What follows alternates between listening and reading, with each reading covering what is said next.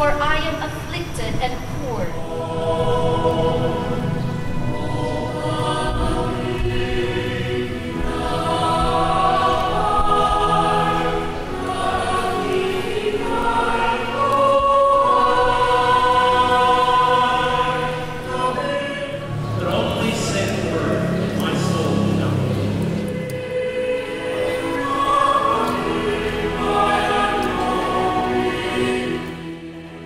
I was aware from reading, as everyone else was, of the terrible devastation of Typhoon Yolanda, or as we said in the United States, Typhoon Haiyan.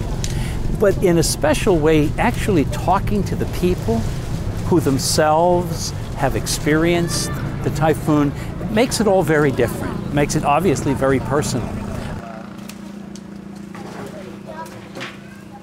Church, the chapel, it's not just a place of worship, it's not just a place of the sacrament, but it's a place also where people turn to in their greatest hours of need.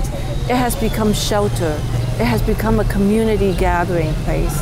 And so the house of worship is also the house of charity.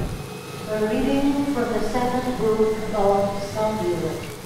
Faith of the people here has been extraordinary. And that's what is obviously seeing them through. The needs of the church have to be addressed. The local church, their infrastructure needs. 90% of the buildings in the dioceses affected by the storm were damaged. Some severely, some totally, some it's only minor damage.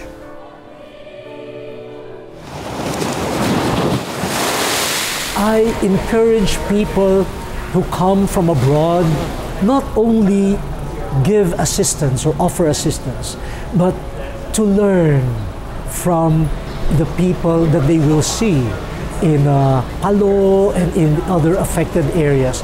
For I myself, I was able to encourage the people of Tacloban when I visited them by telling them, you know, you are not victims only. You are a source of inspiration to all of us.